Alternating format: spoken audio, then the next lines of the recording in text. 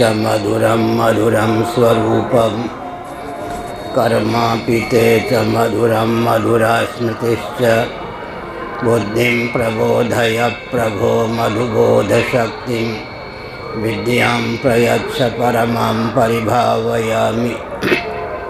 कोमलं कूजयन् वेणुं श्यामलोऽयं कुमारकः वेदवेद्यं परं ब्रह्म भासतां हृदये मम।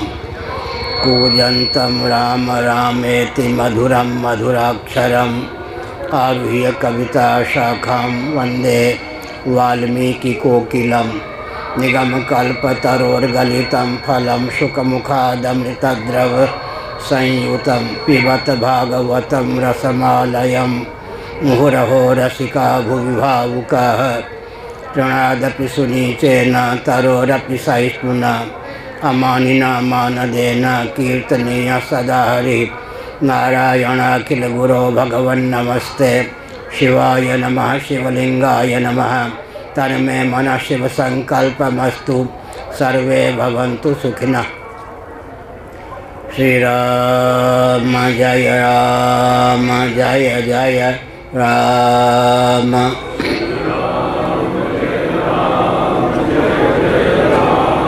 श्री राम जय जय राम।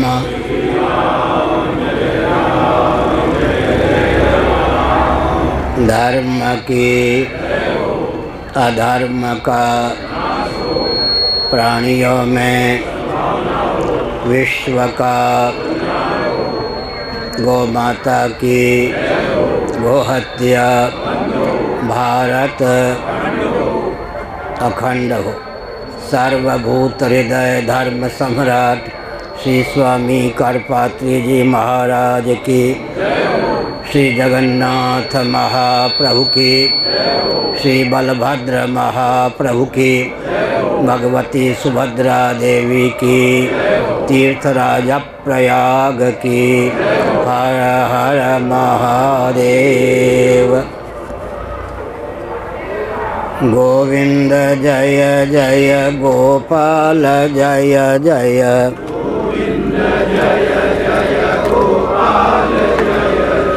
राधा रमण हरे गोविंद जय जय।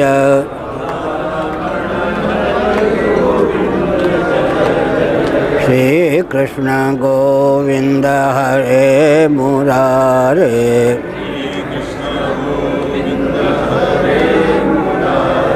हे नाथ नारायण वासुदेव।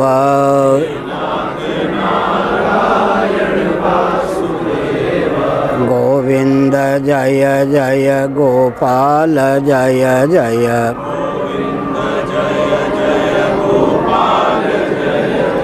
राधा रमण हरे गोविंद जय जय।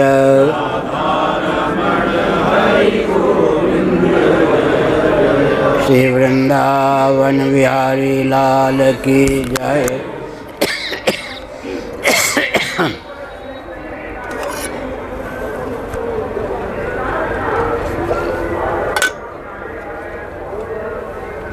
प्रवचन सुनेंगे या प्रश्नोत्तर, क्या पसंद है? वाणी में तो प्रवचन में भी प्रश्न। अच्छा वही सब कुछ है। नारायण। जो तारक होते हैं उनका नाम तीर्थ होता है।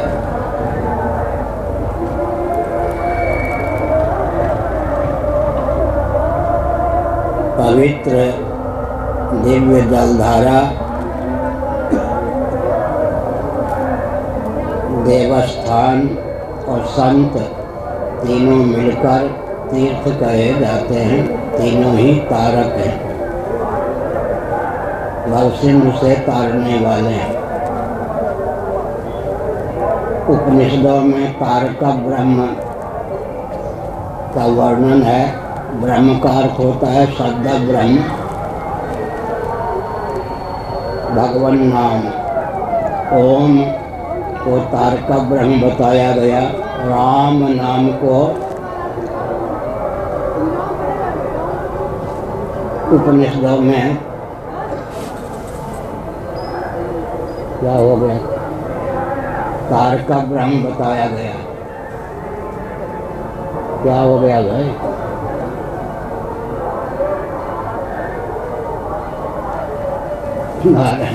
तारक ब्रह्म हो गया।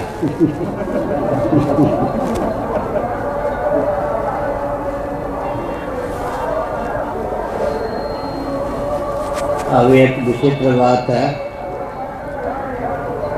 नाम लेत भव सिंधु सुखाई, करो विचार सुजन मन माही।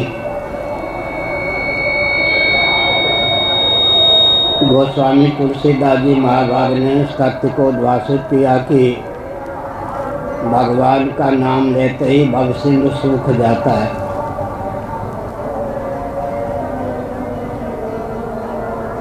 जगत ब्रह्म का विवर्त है, इस तथ्य को स्वीकार करने पर ही भगवान नाम की सर्वाधिक महिमा सिद्ध होती है। मरुभूमि में अगाध जल राशि परिलक्षित होती हो,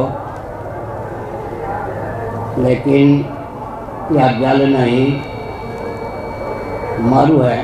मरु का नाम सुनते ही मरुस्थल का ज्ञान होता है। बिना मानसिक तांत्रिक यांत्रिक विधा के ही जल राशि सूख जाती है। इसका अर्थ यह हुआ कि विवर्तवाद को स्वीकार करने पर भगवान नाम की सर्वाधिक महिमा सिद्ध होती है। बोलने की शैली है, भवसिंधु क्या है? भगवान में भवसिंधु की भावना हो गई है, यह भक्ति की भाषा है। भगवान में भवसिंधु का भ्रम हो गया है, विभ्रम हो गया है, यह ज्ञानियों की भाषा है। अभिप्राय तो एक ही सिद्ध होता है, सदा तद्भाव भाविता। परमात्मा में ही, भगवान में ही भवसिंधु की भावना हो गई है। परमात्मा में भवसिंधु की भावना हो गई, इसका समर्थन है सदा तद्भाव भाविता। हमने एक संकेत किया, चलते फिरते उठते बैठते भगवान नाम का स्मरण संकीर्तन होना चाहिए।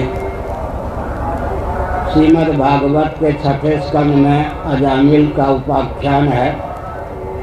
श्रीधर स्वामी महाभाग ने एक तथ्य उद्भाषित किया, वस्तु शक्ति ज्ञान की अपेक्षा नहीं रखती।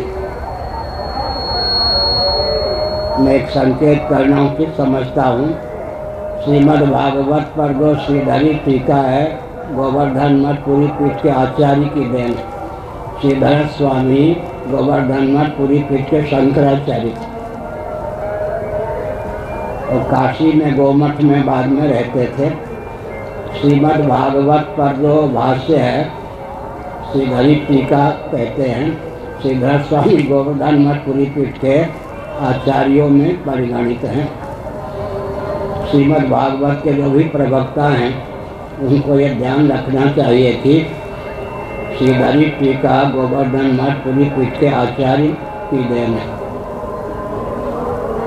चैतन्य महाप्रभु श्रीधरी टीका पर बिल्कुल लटूत है। श्रीधर स्वामी को न माने वो कैसा? श्री वल्लभाचार्य को यही कह दिया यमुना जी में, श्रीधर स्वामी को न माने वो कैसा। इसका अर्थ क्या है? श्रीमद् भागवत के अनुसार वस्तु शक्ति ज्ञान की अपेक्षा नहीं रखती। श्रीधर स्वामी ने वहाँ उदाहरण दिया, अमृत को कोई अमृत समझकर पी ले तो अमर हुए बिना न रहे, अमृत को कोई अमृत न समझकर पी ले तो अमर हुए बिना न रहे, विष को कोई विष समझकर पी ले तो मरे बिना न रहे, विष को कोई विष न समझकर पी ले तो मरे बिना न रहे। वस्तु शक्ति ज्ञान की अपेक्षा नहीं रखती। भगवान नाम में अचिंत्य अपार शक्तियों का सन्निवेश है, इसलिए चलते फिरते उठते बैठते भगवान नाम का संकीर्तन करना चाहिए, स्मरण करना चाहिए। नाम शब्दात्मक होता है और शब्द की अचिंत्य शक्ति का ज्ञान होना चाहिए। हमारे पूज्य गुरुदेव धर्म सम्राट स्वामी श्री करपात्री जी महाभाग ने एक बार काशी में प्रवचन में कहा, कोई व्यक्ति खर्राटे लेकर सोया हुआ हो, उसका नाम लेकर उसे कोई पुकारता हो, कल्पना करो उसका नाम है लालू, लालू लालू लालू लालू। अब प्रश्न उठता है कि जब कोई व्यक्ति खर्राटे लेकर सोया होता है, उसका नाम लेकर उसे पुकारा जाता है, तब नाम सुनने के बाद वह जगता है या जगने के बाद नाम सुनता है? नाम सुनने के बाद जगता है या जगने के बाद नाम सुनता है? नाम सुनता है तो सोया हुआ सिद्ध नहीं होता, जगने के बाद नाम सुनता है तो नाम लेना व्यर्थ गया, प्रयोजन ही सिद्ध नहीं हुआ। इसलिए मानना पड़ेगा कि लालू कालू आदि जो शब्द हैं उनमें भी अचिंत्य शक्ति का सन्निवेश है। सोया हुआ व्यक्ति जब उसका नाम लेकर पुकारा जाता है तो शब्द में सन्निहित अचिंत्य शक्ति की महिमा से वह जग जाता है। जब लौकिक नाम में भी इतनी शक्ति है तो भगवान नाम में अचिंत्य शक्तियों का सन्निवेश है, यह तो कैमुतिक न्याय से सिद्ध है। इसलिए चलते फिरते उठते बैठते भगवान नाम का स्मरण करना चाहिए। नाम के अधीन नामी होते हैं, नाम के अधीन नामी होते हैं। इसका अर्थ क्या हुआ? नाम के प्रताप से नामी का जब विज्ञान हो जाता है तब काम बन जाता है। या मरु है, पहले नाम सुनाया फिर मरुस्थल का ज्ञान हो गया, ज्ञान हो गया तो बिना यांत्रिक मानसिक तांत्रिक विधा के ही अपार जल राशि सूख गई। तो नाम लेत भव सिंधु सुखाई एक है, और भवसागर का पार जो पावा। भवसागर को पार करना अलग है, भवसागर बना रहे, जैसे गंगा जी बनी रहें और जलयान का आलम्बन लेकर हम पार हो जाएं, तो गंगा जी रहें ही नहीं, दोनों में अंतर है। भवसिंधु को पार करना चाहें तो भगवान नाम का आलम्बन लीजिए, और भवसिंधु को सुखाना चाहें तो भगवान नाम का आलम्बन लीजिए। नाम के अर्थ का विज्ञान हो जाएगा तो भवसिंधु सूख जाएगा, नाम के अर्थ का विज्ञान नहीं होगा तो भवसिंधु पार कर देंगे भगवान नाम के बल पर, यह अभिप्राय है। इसीलिए नाम तारक है, तारने वाला है। चलते फिरते उठते बैठते जहाँ तक बन सके भगवान नाम का स्मरण करते रहना चाहिए। राम भगवान का नाम आदि भौतिक आध्यात्मिक आधिदैविक तीनों दृष्टियों से राम नाम का महत्व है। समग्र सृष्टि का विज्ञान राम इस नाम के द्वारा संभव है। हेतु किसान भानु हिम कर को तुलसीदास जी ने राम तापनी उपनिषद के अनुसार या तापनीयोपनिषद के अनुसार भगवान राम के नाम के महत्व को ख्यापित किया। र बीच में आ की मात्रा है, फिर मोह है, बीज मंत्र है। राम मंत्रार्थ विज्ञानी जीवन मुक्तो न संशय। उपनिषदों में कहा गया राम नाम को मंत्र कहा गया। राम मंत्र के अर्थ को जो जानता है वो जीवन मुक्त हो जाता है, अर्थात नाम के बल पर उसे नामी का विज्ञान हो जाता है और विज्ञान के बल पर उसे जीवन मुक्ति प्राप्त होती है। राम मंत्रार्थ विज्ञानी जीवन मुक्तो न संशय। केवल राम इस नाम के बल पर सृष्टि का समग्र विज्ञान हो सकता है।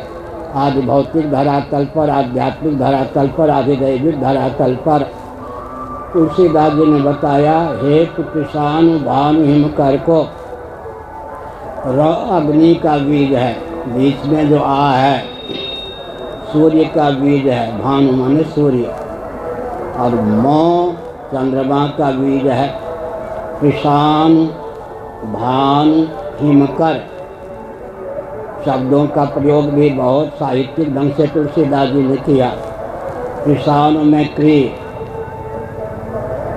रौ का सन्निवेश है, भानु में भा, हिमकर में मौ। हेतु कृषाण भानु हिमकर को सूर्यस्यापि भवेत् सूर्य है, वाल्मीकि जी ने कहा, वाल्मीकि रामायण। भगवान कौन है? अग्नि के भी अग्नि हैं, सूर्य के भी सूर्य हैं, चंद्र के भी चंद्र हैं। राम अग्नि, वाक के अधिदैव का नाम है अग्नि, प्राण के अधिदैव का नाम है भानु, नेत्र के अधिदैव का नाम है भानु माने सूर्य, मन के अधिदैव का नाम है चंद्रमा। नाम रूप कर्मात्मक जगत है। वाक प्राण मनोमय जगत है और अग्नि सूर्य सोममय जगत। तीनों दृष्टियों से भगवान नाम का परिचय हो गया। आदि भौतिक धरातल पर, आध्यात्मिक धरातल पर, आधिदैविक धरातल पर। इसलिए भगवान नाम का अर्थ, राम नाम का अर्थ कोई समझ ले तो जीवन मुक्त हुए बिना नहीं रह सकता। उपनिषदों में बहुत सी ऐसी उपनिषदें हैं, किसी भी विषय का प्रतिपादन हो लेकिन मंगलाचरण में राम जी की स्तुति की गई। ध्यान देकर सुनिएगा। अष्टोत्तर शत उपनिषद 108, पूर्वोत्तर को मिलाकर के 120 उपनिषदें हैं। 120 उपनिषदों में मंगलाचरण के रूप में जहाँ जहाँ मंत्र या श्लोक का प्रयोग है, राम की ही स्तुति है। उपनिषदों को भी तारक ब्रह्म माने भवसिंह से तारने वाला नाम, या तो प्रणव ओंकार मान्य है या राम। इसलिए राम, चलते फिरते राम राम राम राम। भगवान नाम का सेवन करना चाहिए, लेकिन यही सर आवत अति कठिनाई। नाम ले तो भवसिंह सुखाई भी कहा गया, और भगवान नाम लेना भी कठिन है। सुगम होने पर भी कठिन है, क्योंकि दुरित पाप के प्रभाव से भगवान नाम लिया नहीं जाता। एक सज्जन, सच्ची घटना है, बिहार घाट के पास की, उत्तर प्रदेश की। अब तक की हालत में थे। कुछ विष्णु आश्रम जी महाराज दंडी स्वामी के वो शिष्य थे, लाला जी थे, सेठ थे। उनके पुत्र कार लेकर पहुँचे कि महाराज आपके भक्त मेरे पिताजी अमुक लाला जी अब तक की दशा में हैं, बहुत अच्छा हो अंतिम समय में आपका उन्हें दर्शन प्राप्त हो जाए, कार लेकर आया हूँ। उन्होंने कहा चल पड़े। स्वयं पूज्य दंडी स्वामी विष्णु आश्रमी महाभाग ने मुझे बताया यह संस्मरण। वो सज्जन देहत्याग के पहले क्या बोल रहे थे मालूम है? Coca Cola Coca Cola Coca Cola Coca Cola मांग रहे थे। उनके पुत्र ने कहा गुरुदेव आप मेरे पिताजी के भी गुरुदेव हैं, क्या मैं पिताजी को कोका कोला दूँ? लगता है कि अंतिम क्षण है। उस समय कोका कोला एक नंबर का अर्थ होता था जिसमें मदिरा का अंश। मैं दिल्ली में विद्यार्थी जीवन में था, एक नंबर के कोका कोला का अर्थ होता था जिसमें मदिरा का अंश। कोका कोला पीकर मरना चाहते थे, लेकिन पुण्य का प्रभाव था। गुरुजी ने कहा नहीं, इसके मुख में कोका कोला नहीं गंगा जल डाल दो। पुण्य हुआ या नहीं? कोका कोला पीकर मरना चाहते थे, लेकिन गुरुदेव के प्रभाव से, अनुग्रह से मुँह में गंगा जल डाल दिया गया।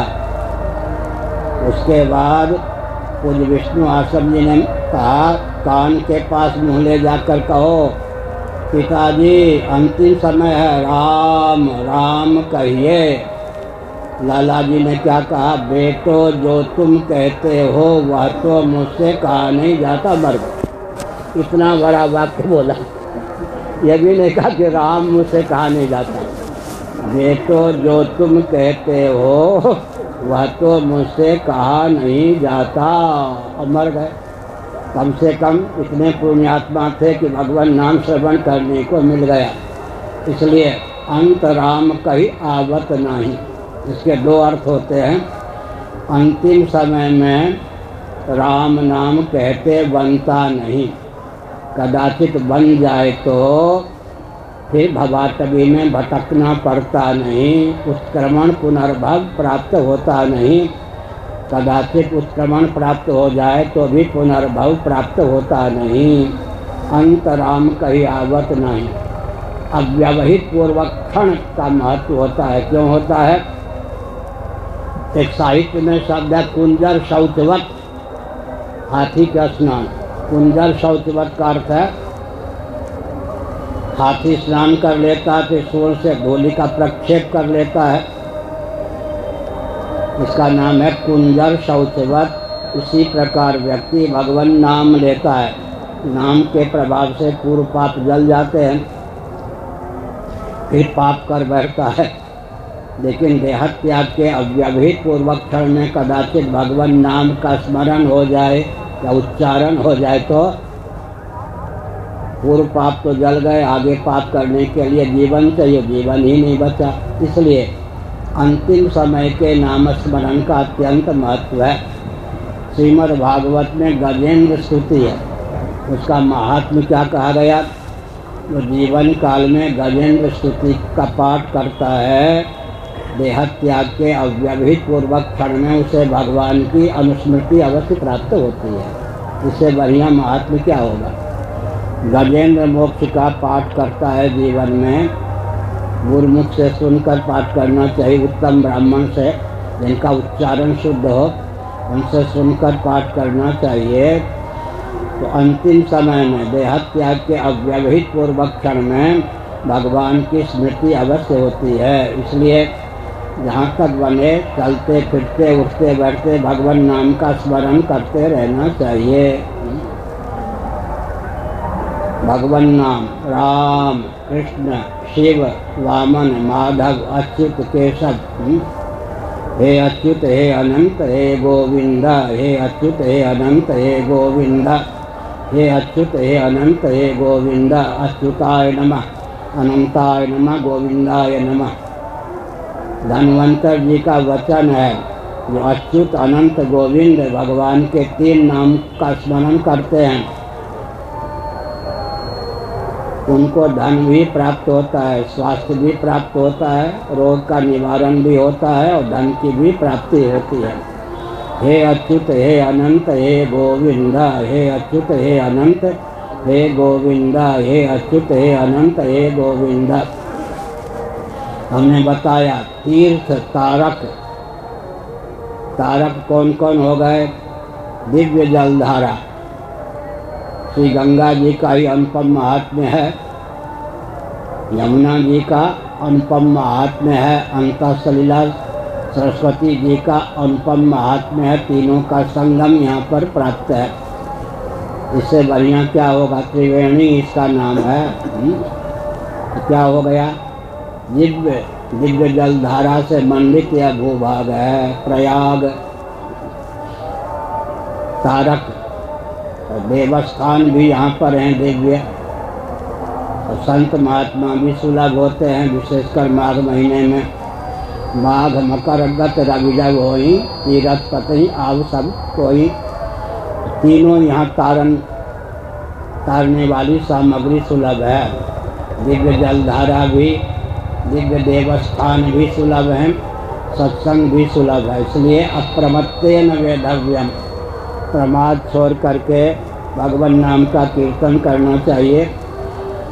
और सत्संग, सत्संग माने संतों का संग, उनके मुखारविंद से भगवत कथामृत अभिव्यक्त होती है। निरावरण कर्णकुहरों से कथामृत का पान करना चाहिए, सेवन करना चाहिए। पिबत भागवतम रसमालयम, पिबत भागवतम रसमालयम।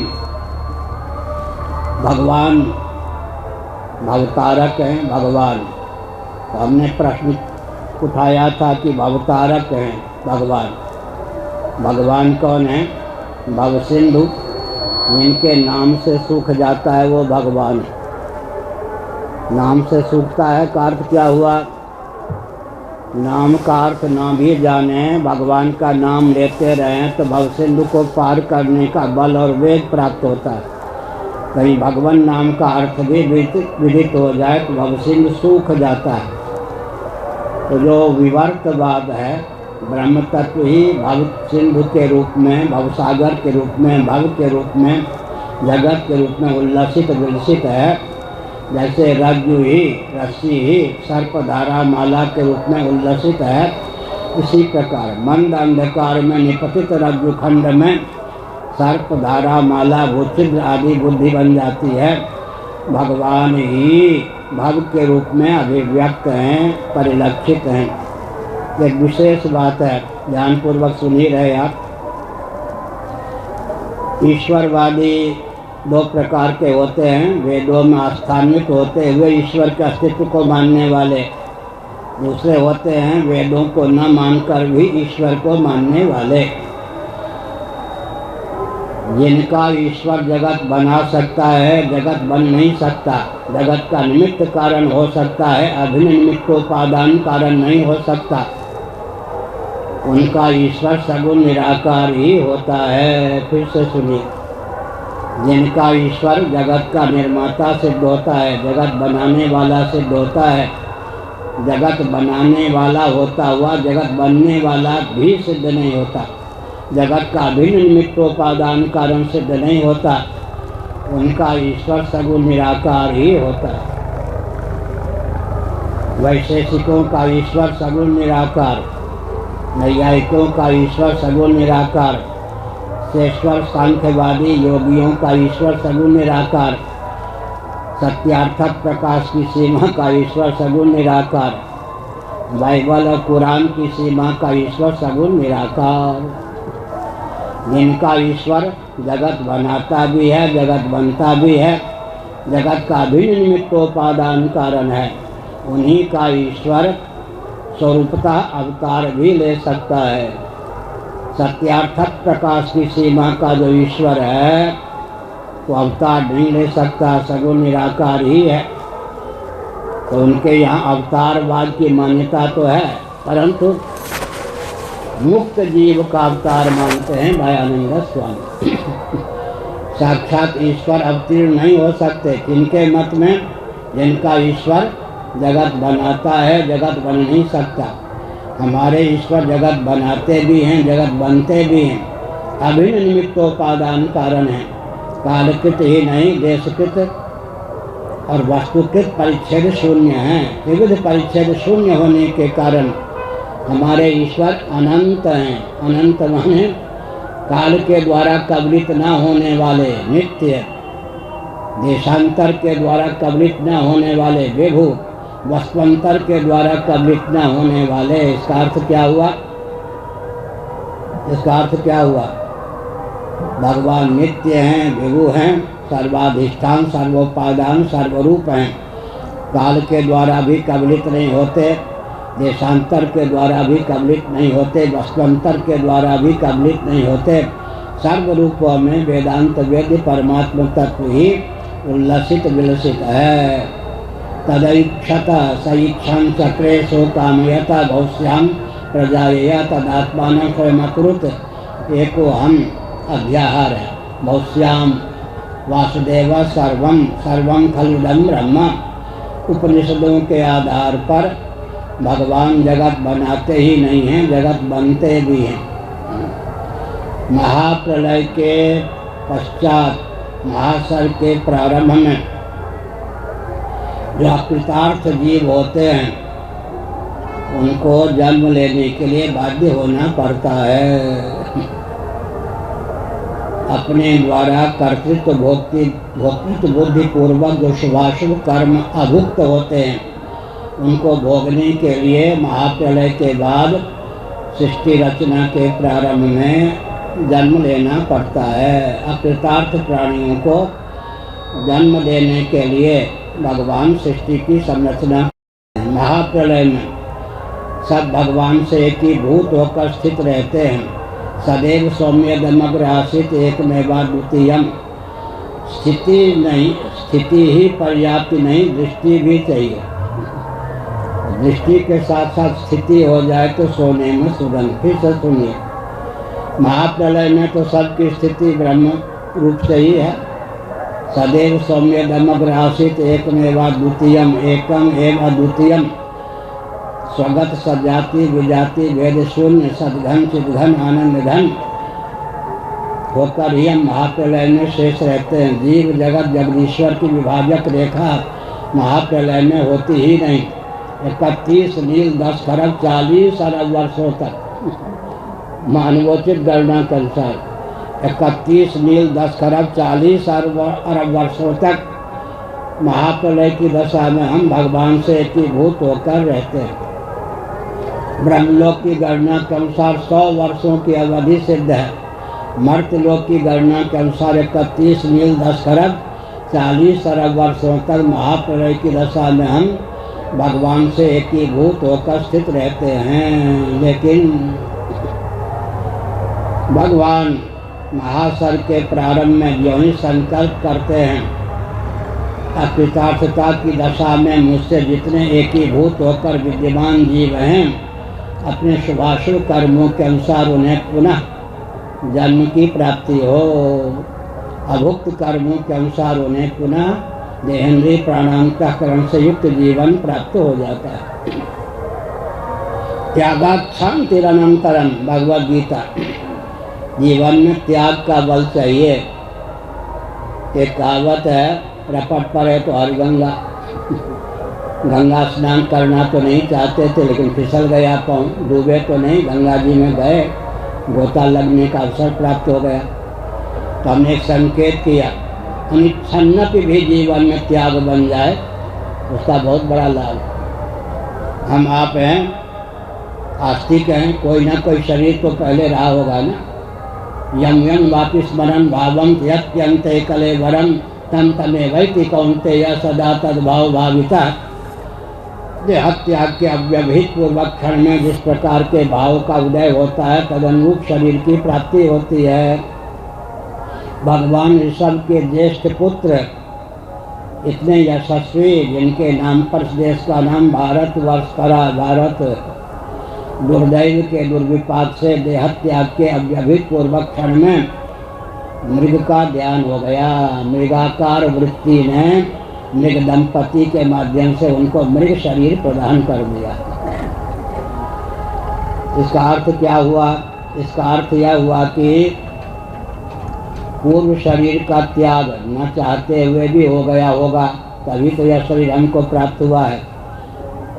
अगर हम विचार करें गणित की दृष्टि से, हम जितने यहाँ व्यक्ति बैठे हैं, एक एक जीव ने अनादिकाल से अब तक जितने शरीरों को शक बना दिया है, कदाचित एक एक जीव को, हमको, आपको अपने द्वारा त्यागे गए उन सब शरीरों का दर्शन एक कालावच्छेदे में प्राप्त हो। तो एक एक जीव के द्वारा त्यागे गए शरीरों से कोटि कोटि ब्रह्मांड पट जाए,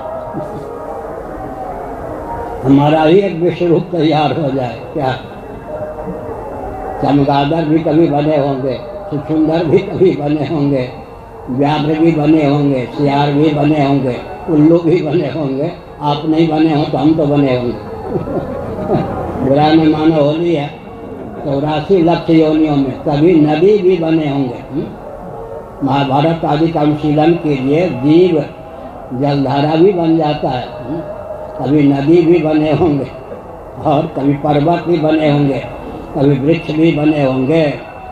अनादिकाल से अब तक जितने शरीरों को हमने सब बना दिया है, हमारे द्वारा त्यागे गए उन सब शरीरों का कदाचित एक कालावच्छेदे में हमको दर्शन प्राप्त हो तो कोटि कोटि ब्रह्मांड एक जीव के द्वारा त्यागे गए शरीर से कट जाएंगे।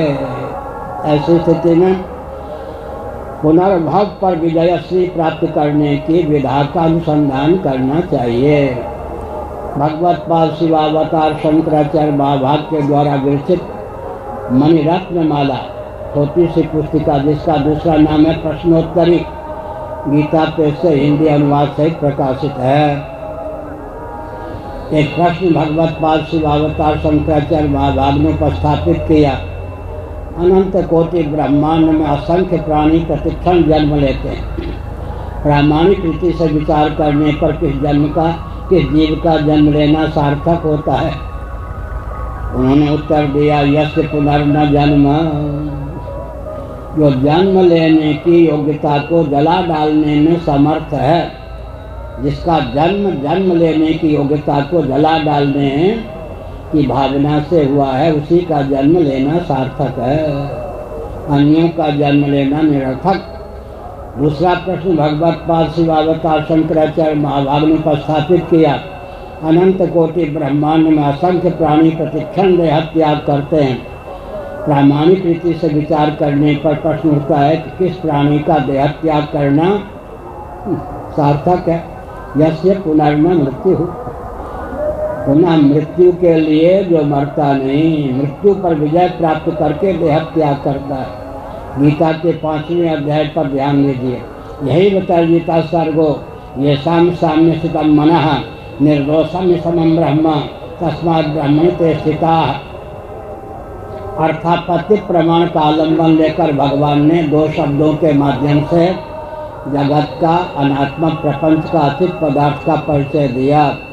सदोष विषम का नाम ही अनात्मा है, निर्दोष सम का नाम ही ब्रह्म है, परमात्मा है। बढ़िया, यही बताया गीता सर्गो ये साम्य स्थितम मनः निर्दोषम समम ब्रह्म तस्मात् ब्रह्मणि ते स्थिताः। जीवन काल में ही उन्होंने पुनर्भव पर विजयश्री प्राप्त कर ली, जिनका मन सकल सदोष और विषम अनात्मक प्रपंच से कर्षित होकर निर्दोष असम परमात्मा या ब्रह्म में सन्निहित है। आस्तिक हो या नास्तिक, जगत सदोष और विषम है, कौन स्वीकार नहीं करेगा? आस्तिक हो या नास्तिक, यहाँ तो सब एक मत हैं। क्या? जगत सदोष और विषम है। जो भी अनात्मक प्रपंच है सदोष और विषम है, उसका परमाश्रय एकमात्र निर्दोष और सम ब्रह्म ही स्थित है। सकल सदोष विषम अनात्मक प्रपंच से मन को कर्षित कर परब्रह्म परमात्मा जो कि प्रत्येगात्मा स्वरूप हैं, उनमें सन्निहित करने में जो समर्थ है, उसी का जन्म लेना सार्थक है। तो हमने उठाया था प्रश्न, वैशेषिकों का ईश्वर सगुण निराकार, मूलतः निर्गुण भी नहीं और साकार भी हो सकता नहीं। नैयायिकों का ईश्वर सगुण निराकार, शेषवर सांख्यवादी योगियों का ईश्वर सगुण निराकार, सत्यार्थक प्रकाश की सीमा का ईश्वर सगुण निराकार, बाइबल और कुरान की सीमा का ईश्वर सगुण निराकार। निंदा नहीं है, सिद्धांत है। किसी के सिद्धांत का यथावत प्रतिपादन निंदा करे, हम कटाक्ष नहीं करते। जिनका ईश्वर जगत बना सकता है, जगत बन नहीं सकता, उनका ईश्वर सगुण निराकार ही होता है।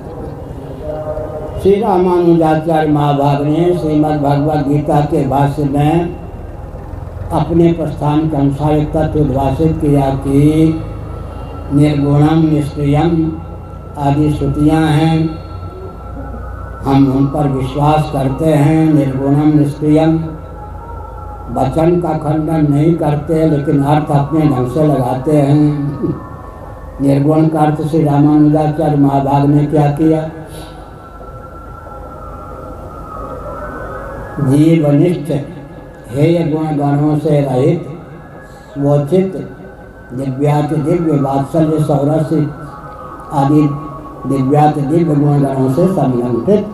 श्री रामानुजाचार्य महाभाग के अनुसार निर्गुण का अर्थ यही होता है, सकल गुणगण रहित नहीं। निर्गुण का अर्थ होता है जीवनिष्ठ हेय गुणगण। एक विचित्र बात है, ईश्वर के अवतार की बात और वर्णाश्रम की बात छोड़ दीजिए, अतिरिक्त जो सिद्धांत है श्री दयानंद जी का वही विशिष्टाद्वैत। विशिष्टाद्वैत को ही उन्होंने माना। श्री दयानंद स्वामी का जो दार्शनिक पक्ष है विशिष्टाद्वैत। हाँ, वर्णाश्रम सनातन विधा से वर्णाश्रम को न मानना, भगवान के अवतार को न मानना, इन दोनों को छोड़ दें, बाकी सारा का सारा दार्शनिक पक्ष दयानंद स्वामी का वही सिद्ध होता है जो विशिष्टाद्वैत का। एक ग्रंथ बरेली से प्रकाशित हुआ था, पूर्वाचार्य महाभाग जब इस पद पर नहीं था, मुझे आदेश दिया उन्होंने, सोना धन निरंजन देवती जी महाभाग ने वेदार्थ कल्पद्रुम नामक ग्रंथ का खंडन करो। मैंने खंडन प्रारंभ किया तो छोड़ दिया। मैंने कहीं डायरी है 509 पेज लिखने के बाद क्यों छोड़ दिया। दयानंद स्वामी के नाम पर श्री रामानुजाचार्य का ही खंडन करने के लिए मुझे बाध्य होना पड़ा, वो मुझे अच्छा नहीं लगा। मैंने वो ग्रंथ प्रकाशित भी नहीं किया और आगे लिखा भी। क्यों? दयानंद स्वामी ने अवतार और वर्णाश्रम की अपनी मान्यता प्रस्तुत की, लेकिन उनका जो दार्शनिक सिद्धांत है विशिष्टाद्वैत का ही है। विशिष्टाद्वैत का अर्थ होता है द्वैत प्रधान अद्वैत। जीव और जगत भगवान के विशेषण मानने, इसी का नाम विशिष्टाद्वैत। सभी सयाने एक मत। हमारे यहाँ सत्य सहिष्णुता की क्रमिक अभिव्यक्ति में ये सब आचार्य क्या है, प्रयुक्त और विनियुक्त हैं, इसलिए किसी आचार्य का खंडन नहीं करना चाहिए। जो वेदों को प्रमाण मानते हैं सब हमारे लिए वंद्य हैं। सत्य सहिष्णुता की क्रमिक अभिव्यक्ति में इन आचार्यों के सिद्धांत का उपयोग है। असली सत्य में बोल दूं तो नए व्यक्ति को मुझे पागल ही कहेंगे। जो असली सत्य है सिद्ध कर सकते हैं हम लोग, तो वास्तविक सत्य है उसको बोल दूं तो लोग पागल ही कहेंगे और चिकित्सक भी पागल ही सिद्ध कर देगा। बोल दूं, सुनिएगा, केवल सुन लीजिए। अजातवाद वेदांत का सिद्धांत है, अजातवाद। प्रश्न उठता है सत से सत की उत्पत्ति होगी, सत से असत की उत्पत्ति होगी, सत से सदसत की उत्पत्ति होगी क्या? तीन प्रकार। असत से सत की उत्पत्ति होगी, असत से असत की उत्पत्ति होगी, असत से सदसत की उत्पत्ति होगी क्या? सदसत से सत की उत्पत्ति होगी, असत की उत्पत्ति होगी, सदसत की उत्पत्ति होगी क्या?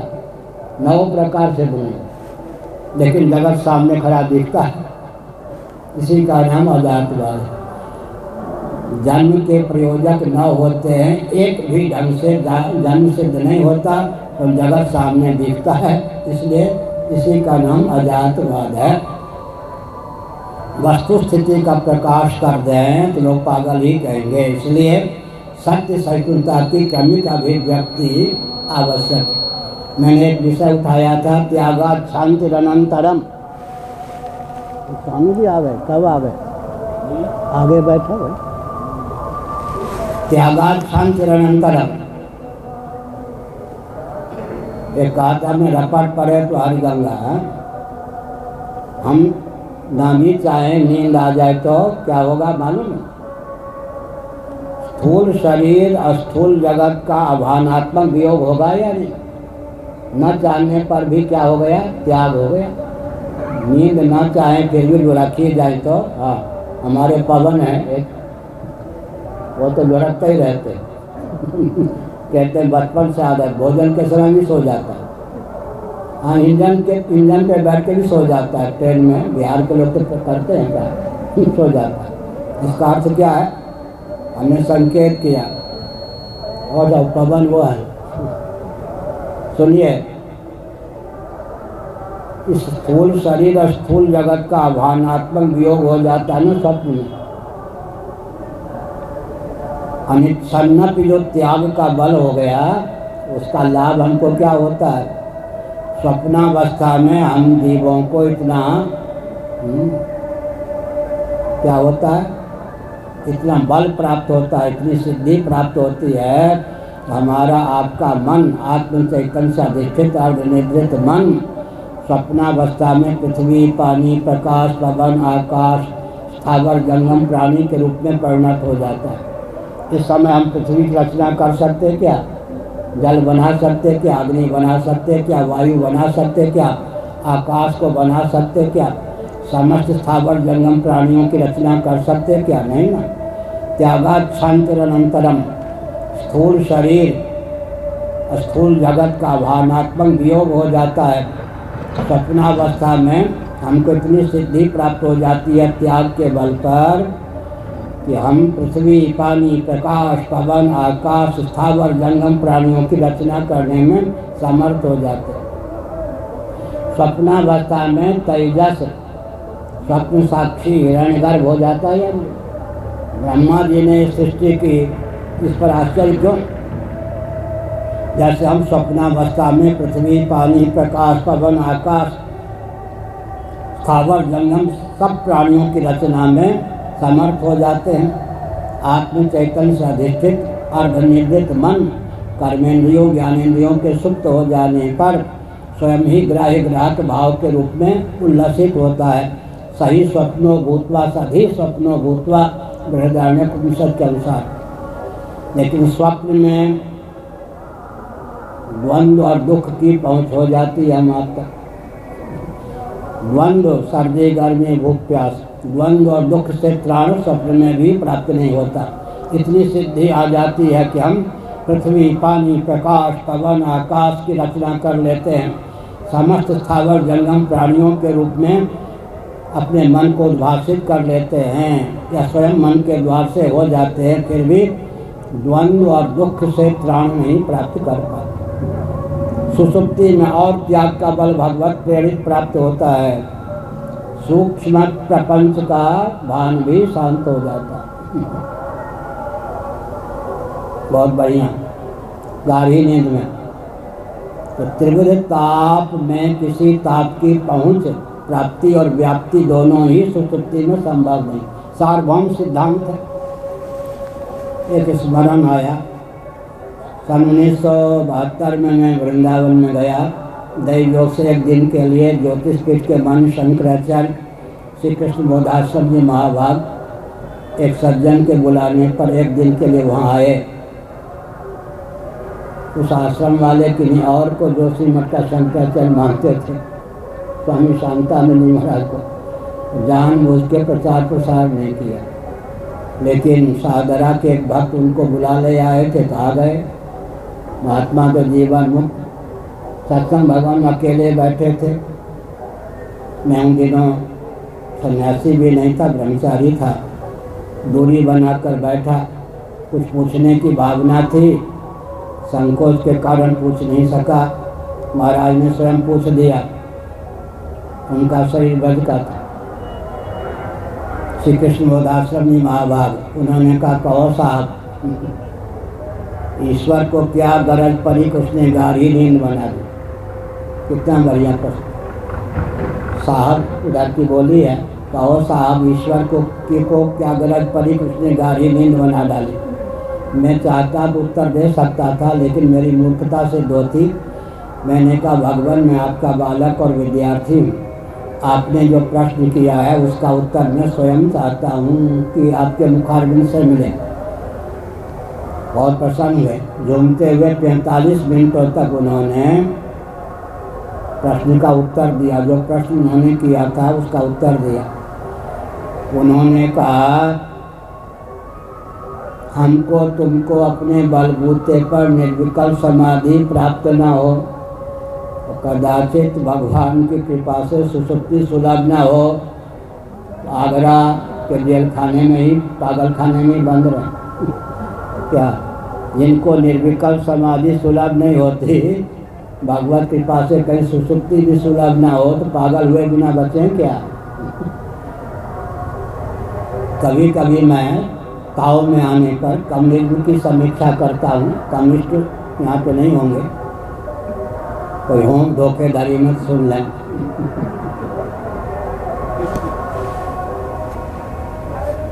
गाढ़ी नींद का वेग ही जिस वाद पर तंत्र पर पानी फेर दे, उसको अपनाने से क्या लाभ। फिर से सुनिए,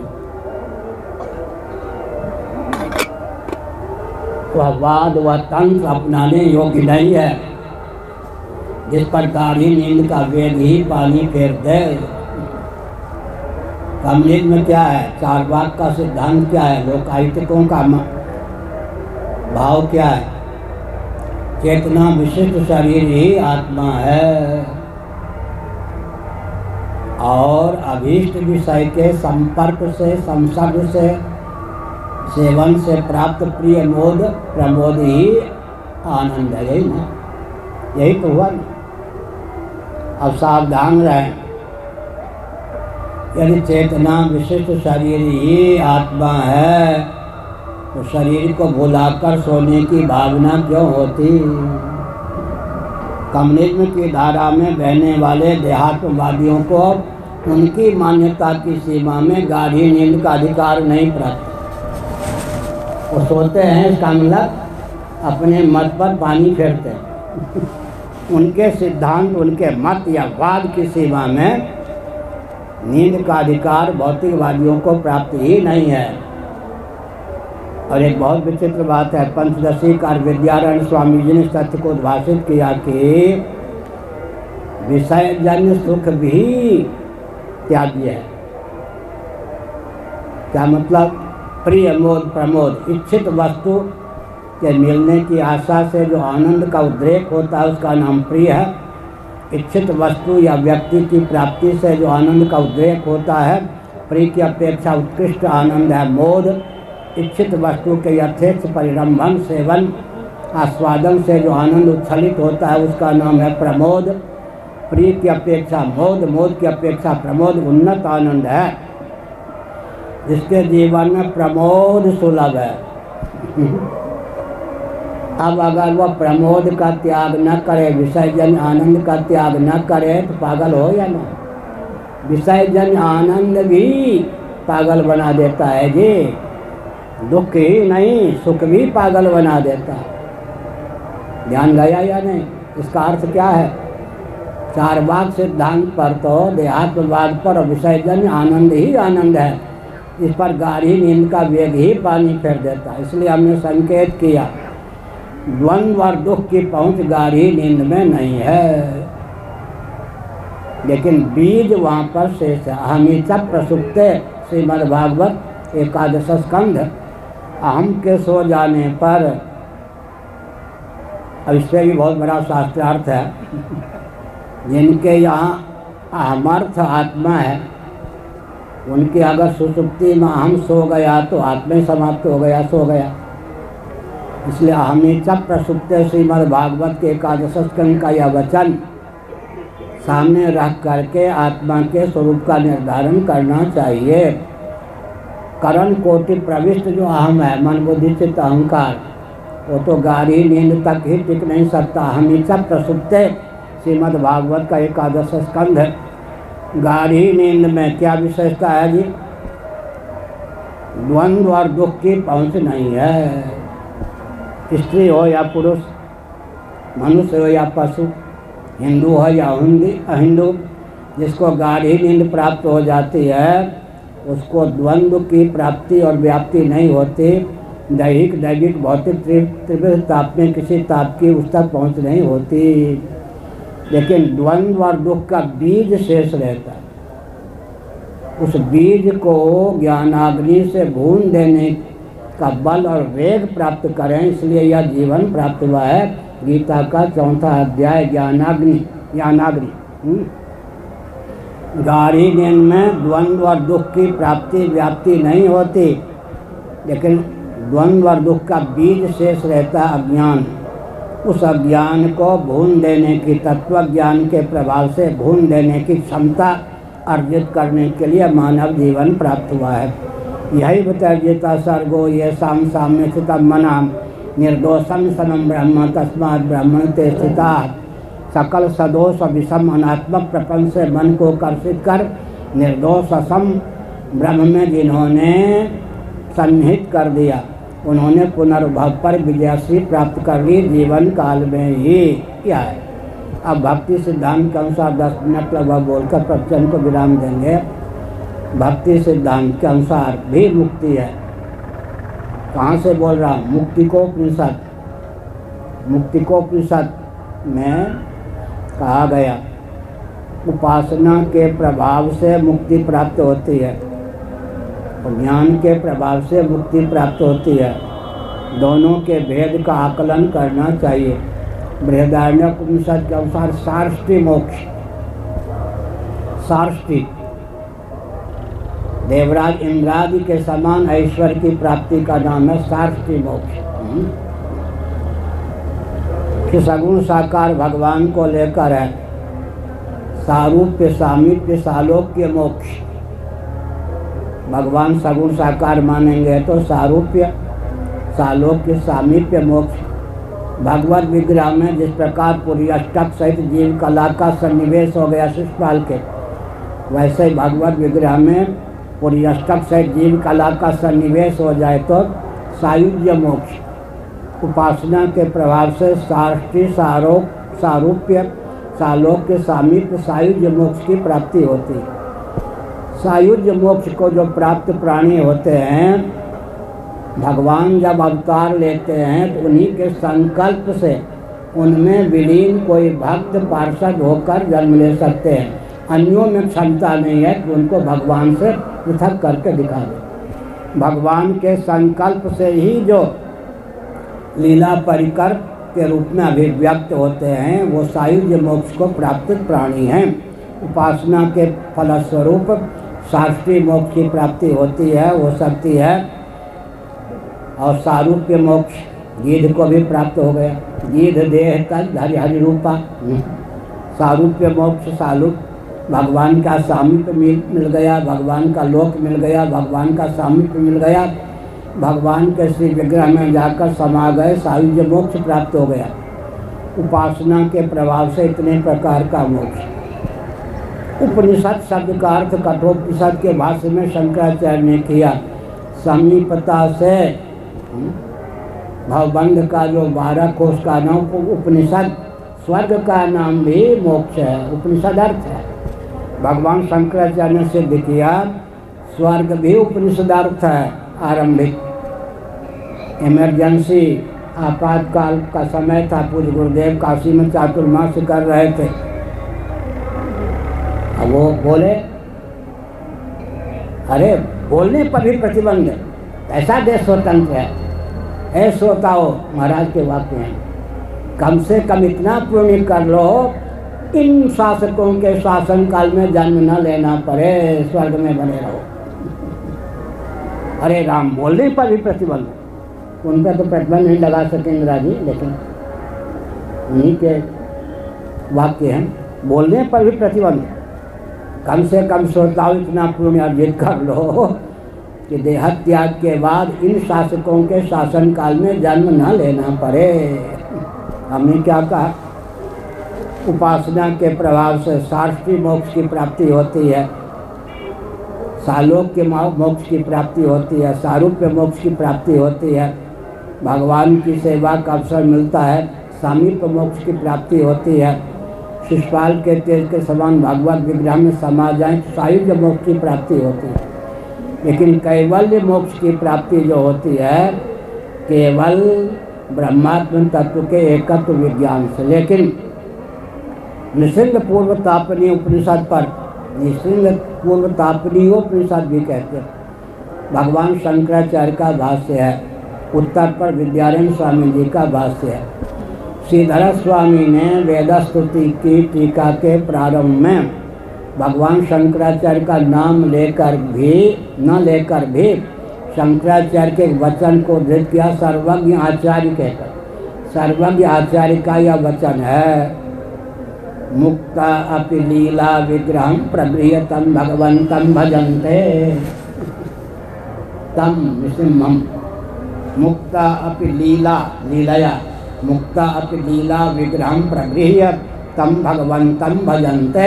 शंकराचार्य का वचन। इसका लट्टू थे श्रीधर स्वामी। उन्होंने वेदास्तुति पर भाष्य लिखते समय सर्वज्ञ आचार्य कहकर, शंकराचार्य का सीधे नाम न लेकर सर्वज्ञ आचार्य कहकर निसिंह पूर्वतापनीयोपनिषद के भाष्य की इस पंक्ति को धृत किया। मुक्ता अपि लीला विग्रहं प्रगृह्य तं भगवन्तं निसिंहं भजन्ते। मुक्त भी लीला विग्रह धारण कर अर्थात विज्ञान प्राप्त हो गया, लेकिन एक संकल्प कदाचित शेष रख ले, एक संकल्प शेष रख ले। क्लेश कर्म विपाक आशय से अपरामृष्ट पुरुष विशेष सच्चिदानंद स्वरूप सर्वेश्वर जब जब लीला विग्रह धारण करके मर्त्यलोक में आवे तब तक मैं परिकर बनूं। कैवल्य मोक्ष की योग्यता प्राप्त होने पर भी अगर इतना संकल्प शेष रख लिया तो देह त्याग के बाद फिर जब चाहें तब लीला परिकर होकर भगवान के साथ अवतीर्ण हो सकते हैं, भगवान लोक में रह सकते हैं। इसलिए त्रिपाद विभूति महानारायणोपनिषद में नित्य मुक्त का भी वर्णन है और ऐसे मुक्तों का भी वर्णन है जिनके बारे में हमने कहा मुक्ता अपि लीला विग्रहं प्रगृह्य तं भगवन्तं निसिंहं भजन्ते। मुक्त महापुरुष भी काकभूषुंडी तजहु न तन इच्छा मरण। क्या मुझे गुरु के द्वारा इच्छा मृत्यु प्राप्त है, लेकिन मैं इसी शरीर से रहता हूँ क्योंकि भगवान का यशोगान करने का अवसर मिलता है। भगवान में मिल जाना, मिश्री बन जाना, मिश्री के स्वाद का आस्वादन करना बड़ी विचित्र बात। कैवल्य मोक्ष में मैं कैवल्य स्वरूप हूँ, केवल हूँ, केवल सच्चिदानंद स्वरूप हूँ। इस अहमिति का भी उत्थान नहीं होता। जब गाढ़ी नींद में ही अहमिति की अभिव्यक्ति नहीं होती तो कैवल्य मोक्ष में मैं सच्चिदानंद स्वरूप हूँ, इस अहमिति की भी स्फूर्ति नहीं होती। केवल सच्चिदानंद मात्र होकर शेष रहता है। जैसे आकाश को मैं आकाश हूँ इसकी अनुभूति नहीं होती तो चिदाकाश स्वरूप होकर शेष रहता है। इसलिए कैवल्य मोक्ष की सहिष्णुता बहुत कठिन, 5-7 मिनट में संकेत करूँ। धैर्य की पराकाष्ठा हो तो कोई कैवल्य मोक्ष चाहे। अति दुर्लभ कैवल्य परम पद, सदा के लिए सच्चिदानंद होकर ही शेष रहूँगा। कोई कहे कि मिश्री खाओगे या मिश्री बनोगे मिश्री बनने पर मिश्री का आस्वादन कैसे होगा?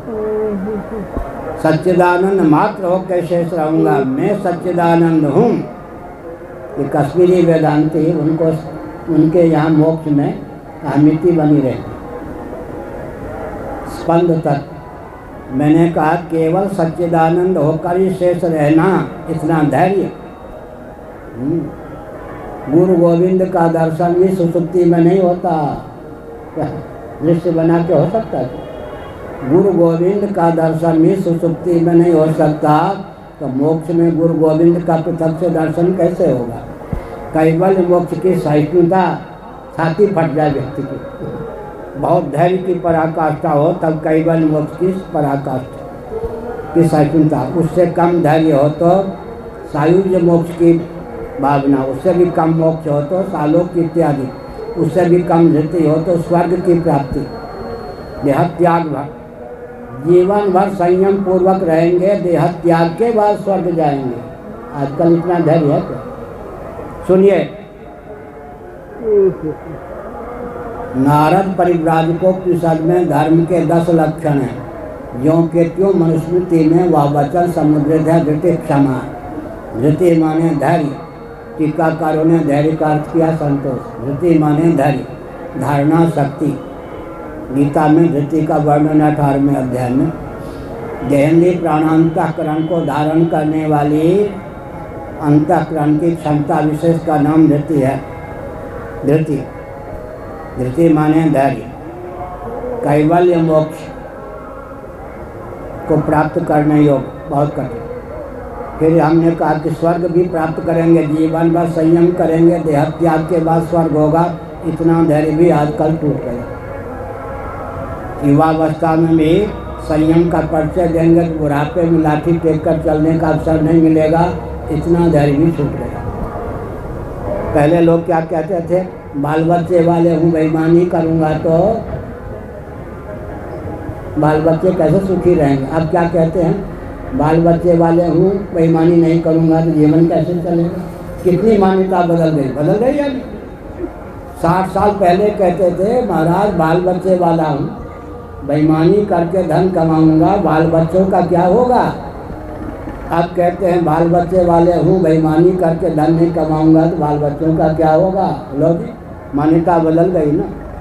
अधिक समय न लेकर न देकर, गुप्तचर विभाग सावधान, समझ पाओ तो गुप्त देना। जितना आप रिपोर्ट दोगे उससे ज़्यादा हमारे बारे में आज मोदी और योगी जी को मालूम। हमारे बारे में उनको गुप्तचर की आवश्यकता नहीं, जितने CID विभाग वाले रिपोर्ट दे सकते हैं उनसे ज़्यादा हमारे बारे में मोदी जी और योगी जी को मालूम। हमने क्या संकेत किया, हमने यह संकेत किया सचिन कि धैर्य का विलोप, यही तो ना। अब सुनिए, ये विकास है क्या। गोभिर विप्रैश्च वेदैश्च सतीभिः सत्यवादिभिः अनुद्धर दानशील सप्तभिः धार्यते महि। स्कंद पुराण काशी खंड अध्याय 2, माहेश्वर कुमारिका खंड अध्याय 2। एक ही स्कंद पुराण में 2 बार यह वचन आया। अब विकास के पक्षधर व्यक्तियों ध्यान दो। गोभी, पृथ्वी के धारक तत्वों में गोवंश क्या है, विकृत करो विरुद्ध करो, यही ना, ये विकास है विनाश। गीता का 18वें अध्याय में विनाश में विकास बुद्धि क्या है भी, तमोगुण है या नहीं, तमोगुणी निष्ठा है या नहीं, बड़ी विषय तो आगे तामस ज्ञान है या नहीं। गोभी, गोवंश को विकृत कर दो और विरुद्ध कर दो, ये विकास है। गोरक्षक गुंडे कह दो, वो हत्यारों को गुंडे न कह के गोरक्षकों को गुंडे कर दो, अब क्या होगा। वो रक्षकों के हौसले पस्त कर दिए, वो हत्यारों के हौसले बुलंद कर दिए। सबसे ऊंचे पद पर प्रतिष्ठित व्यक्ति ने यह प्रमाद का परिचय दिया। वो भी विप्रैश्च सदाचार संयम संपन्न वेदज्ञ ब्राह्मण, इनको आजकल विकृत अभिवृद्ध करने का प्रयास किया जा रहा है विकास के नाम। कैसे पृथ्वी चले टिकेगी, जितने खंभे हैं सबको हटा दो, तंबू का क्या होगा, ऊपर का क्या होगा। पृथ्वी को धारण करने वाले जितने तत्व हैं, मूर्खता अज्ञता ना समझे कि पराकाष्ठा, उन सबको विकृत अभिवृद्ध करने का प्रकल्प चल रहा है। वो भी विप्रैश्च सदाचार संपन्न वेदज्ञ ब्राह्मण। देखो जी, अर्थशास्त्र देने वाले ब्राह्मण, कामशास्त्र देने वाले ब्राह्मण, नीति शास्त्र देने वाले ब्राह्मण, मोक्ष शास्त्र देने वाले ब्राह्मण, धर्मशास्त्र देने वाले ब्राह्मण, 32 विद्या 64 कला देने वाले ब्राह्मण, उन ब्राह्मणों के प्रति कृतज्ञता न व्यक्त, सबके पूर्वज का नाम ब्राह्मण, ब्रह्मा जी है। वेद ब्राह्मण और ब्रह्म तीनों को मिला लें उसका नाम ब्रह्म है। अभी मैं लिख रहा था कंप्यूटर, कुछ गुरुदेव का संस्कृत ग्रंथ था भक्ति रसायनवाद, उसका आजकल हिंदी में अनुवाद कर रहा हूँ। वेद ब्राह्मण और ब्रह्म तीनों को मिला दें, उन्हीं का नाम ब्रह्मा होता है। ब्रह्म के अर्थ 3 होते हैं, वेद ब्राह्मण और ब्रह्म, तीनों का मूल रूप ब्राह्मण। हमने संकेत किया, गोभिर विप्रैश्च सदाचार संयम संपन्न वेदज्ञ ब्राह्मण को विकृत कर दो, विरुद्ध कर दो। एक चीज याद आ गई, जाति धर्म कुल धर्म शाश्वता। गीता पहला अध्याय सिद्धांत है, अर्जुन का वचन सिद्धांत है, किसी भी वैदिक वाङ्मय में उसका खंडन नहीं मिलेगा। जाति धर्म कुल धर्म शाश्वता, फिर है सनातना। अब जाति धर्म कुल धर्म को मिटाने के पीछे लग गए ये लोग, इसी का नाम विकास है। सबका विपरीत है नहीं, जाति धर्म कुल धर्म शाश्वता। अब कहते हैं जाति को मिटा के रहेंगे, कुल को मिटा के रहेंगे। जाति धर्म कुल धर्म का विनाश ही विकास है। संता विपरीत बुद्धि है या नहीं लोगों की। हमने क्या संकेत किया, हमने यह संकेत किया कि पृथ्वी के धारक गोभे विप्रैष्ठ वेदैष्ठ 1180 शाखाओं का नाम है। भी नाम है, मैंने संख्या का वर्णन है। कहाँ? मुक्तिकोपनिषद आदि में वेद की 1180 शाखाओं का वर्णन, फिर सीतोपनिषद में 1135 शाखाओं का वर्णन है, फिर सूत्र संहिता में और व्याकरण भाष्य में 1131 शाखा का वर्णन, 1180, 1135 और 1131 शाखा का वर्णन। अब 8-9 शाखाएं विश्व में विद्यमान हैं। इसका मतलब जो महायंत्रों का प्रचुर आविष्कार उपयोग होता है, क्यों दिव्य वस्तु और व्यक्ति का विलोप होता है। मनुष्य ने क्या देखा? महायंत्र प्रवर्तनम उत्पादक है। मनुस्मृति 1163 महायंत्र प्रवर्तनम। सुनिए, महायंत्रों का प्रवर्तन जो है वो क्या है? दिव्य वस्तु और व्यक्ति को विरुद्ध करने का अभियान है। जो महायंत्रों का आविष्कार उपयोग होगा, क्यों दिव्य वस्तु और व्यक्ति का विलोप होता जाएगा। हो रहा है या नहीं हो रहा है? दो न हो एक संग गुआलू हंसा कटाओ फुलायो गालू। महायंत्रों का प्रचुर आविष्कार उपयोग भी होगा, दिव्य वस्तु और व्यक्ति भी विद्यमान रहेंगे, संभव नहीं। इसलिए प्रज्ञान शक्ति, प्राण शक्ति का उत्कर्ष का नाम ही आजकल विकास है। कृतयुग की अपेक्षा त्रेता में, त्रेता की अपेक्षा द्वापर में, द्वापर की अपेक्षा कलयुग में, कलयुग के प्रथम चरण की अपेक्षा द्वितीय चरण में, द्वितीय चरण की अपेक्षा तृतीय चरण में, तृतीय चरण की अपेक्षा चतुर्थ चरण में प्रज्ञान शक्ति, प्राण शक्ति का प्रकर्ष होता है। इसी का नाम विकास है। क्या आज के प्रवचन का सार क्या निकला? सृष्टि की संरचना का जो प्रयोजन है, मानव जीवन की सार्थकता जिसमें सन्निहित है, उसको समझकर विकास को परिभाषित और क्रियान्वित करने की आवश्यकता है। सृष्टि की संरचना का जो प्रयोजन है, पराशर जी को मालूम है। वेदास्तुति दूसरा श्लोक, बुद्धिन्द्रिय मन प्राणांजनानाम असुजा प्रभु मात्रार्थम भवार्थम च आत्मने कल्पनाय च अकल्पनाय। बहुत बढ़िया। सृष्टि की संरचना के प्रयोजन का वर्णन श्रीमद् भागवत 10वां स्कंद अध्याय 87 श्लोक 2 एक ही जगह मिलेगा वैदिक वाङ्मय में स्फुट वर्णन। बुद्धिन्द्रिय मन प्राणांजनानाम असुजा प्रभु मात्रार्थम च भवार्थम च आत्मने कल्पनाय च।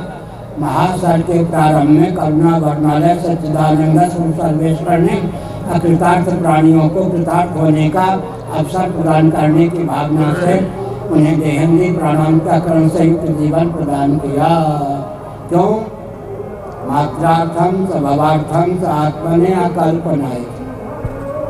हमने संकेत किया, कहा कौन से गोभी गोवंश को विलुप्त कर दो, ब्राह्मणों को विकृत और विलुप्त कर दो। हाँ, विवाह में गोत्र आदि मत पूछो, कुछ न पूछो। देश के विभाजन, गांधी जी जहाँ भी हो सुन लें। कौन गांधी? कई गांधी है, कई जीवित है, कई चले गए। गांधी जी जहाँ हैं कहीं हो सुन लें। भारत के विभाजन का सबसे बड़ा अभिशाप क्या हुआ? वर्ण संकट। पाकिस्तान छोड़ के जो हिंदू आए, और पाकिस्तान में जो हिंदू रह गए, दो प्रकार के हिंदू है ना। पाकिस्तान छोड़ के जो हिंदू आए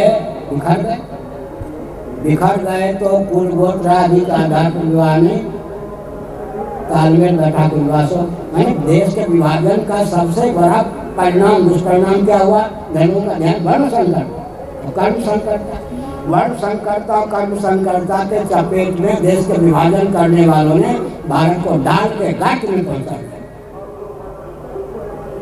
गोभे विप्रैष्ठ वेदैष्ठ, वेद 1180, 1135, 1131 भी नहीं, 8-9 शाखाएं रह गई हैं। सती भी, सतियों का विलोप हो रहा है, सत्यवादियों का विलोप हो रहा है, निर्लोह व्यक्तियों का विलोप हो रहा है, दानशीलों को विलोप हो रहा है। ये 7 वस्तुएं पृथ्वी के धारक हैं। विकास के नाम पर इनको विकृत और विलुप्त करने का षड्यंत्र चल रहा है। मोदी जी ध्यान दें। और भी 7 और हैं जी। महाभारत, स्कंद पुराण है महाभारत। धर्म कामश्च कालश्च वसु वासुकिरेव च अनंत कपिलश्चैव सप्तैते धर्मी धरा। पुरुषार्थ चतुष्टय का प्रकारांतर से नाम है 7 के मध्य। धर्म,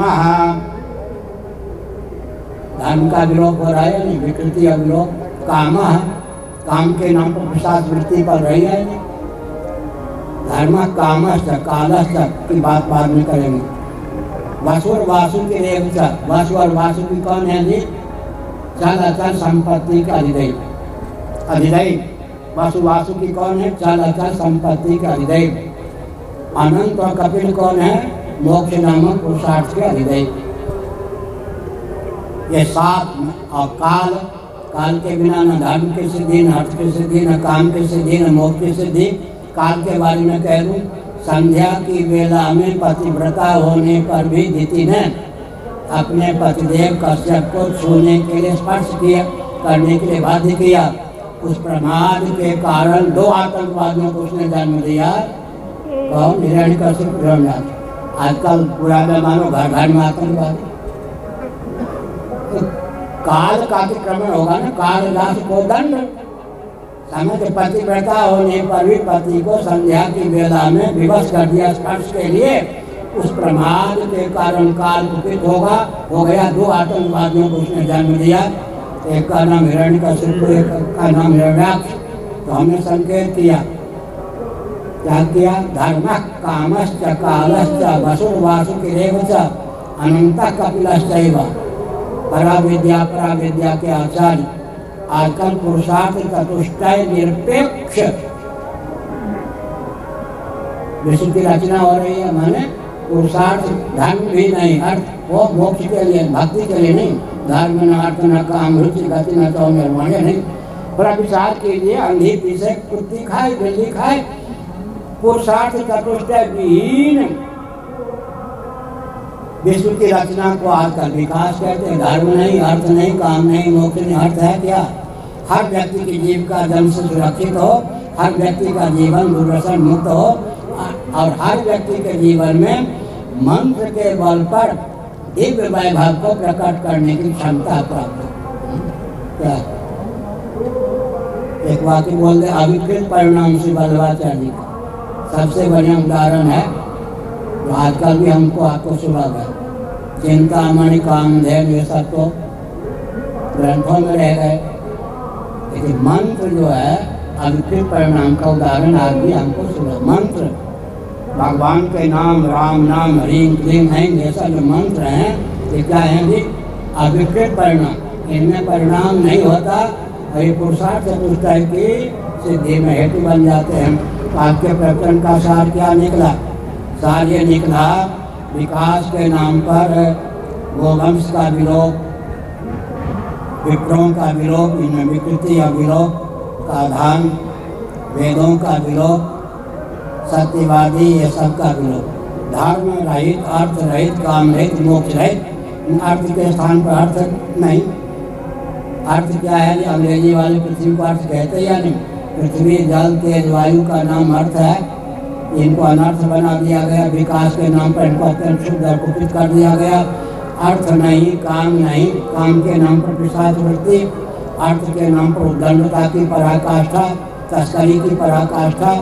इसका मतलब पुरुषार्थ, धर्म और मोक्ष की तो चर्चा रह गई, बीज के रूप में भगवान की कृपा से रक्षा है। हमने संकेत किया आज के प्रवचन का सार, ये कौन सा विकास है जी? पुरुषार्थ विहीन, पुरुषार्थ चतुष्टय विहीन विकास। पृथ्वी के धारक जितने पदार्थ हैं सबको विकृत अवरुद्ध करने का अभियान विकास। इन राजनेताओं को भगवान सद्बुद्धि दें कि कम से कम साल में 1-2 बार हम लोग के पास बैठे। हनुमान जी से डर लगता है भूत प्रेत को, बैठे क्या हम खा लेंगे? बैठिए, आप भी राष्ट्र के भक्त, हम भी राष्ट्र के भक्त हैं। विचार कीजिए कि विकास को परिभाषित कैसे करें, क्रियान्वित कैसे करें। हमने विकास की और राजनीति की परिभाषा दी है, और आपको इसमें कोई दोष दिखता हो तो सुझाव दीजिए मानने के लिए। तत्व पक्षपात ही स्वभाव धियम, हमारे सिद्धांत को बौद्धों ने अपने शब्दों में गुम्फित किया। तत्व पक्षपात ही स्वभाव धियम, बुद्धि का स्वभाव है, जीव का स्वभाव है सत्य का, तत्व का पक्षधर होना। हमने विकास की परिभाषा दी है। सुसंस्कृत ब्राह्मणों का नाम लिए बिना, सुशिक्षित ब्राह्मणों का नाम लिए बिना, सुरक्षित क्षत्रियों का नाम लिए बिना, संपन्न वैश्यों का नाम लिए बिना, सेवा परायण शूद्रों का नाम लिए बिना और अन्यों का नाम लिए बिना, सुसंस्कृत, सुशिक्षित, सुरक्षित, संपन्न, सेवा परायण, स्वस्थ, सभ्यताप्रद व्यक्ति और समाज की संरचना वेदांत शास्त्र सम्मत या विकास की और राजनीति की परिभाषा। सुसंस्कृत, सुशिक्षित, सुरक्षित, संपन्न, सेवा परायण, स्वस्थ, सभ्यताप्रद व्यक्ति और समाज की संरचना संयुक्त राष्ट्र संघ भी ध्यान दे, विश्व बैंक भी ध्यान दे। तो आज के प्रवचन का सार विकास और राजनीति को परिभाषित करके उसे क्रियान्वित करने की आवश्यकता है।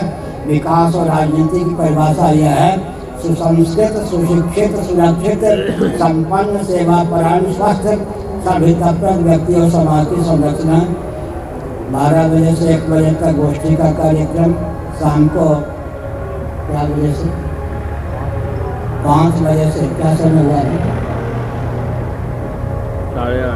8:30 तक प्रवचन। हर मास रात बहुत हो जाती है भाई, करिए ना उसको 8 तक, 6 तक, 8 तक।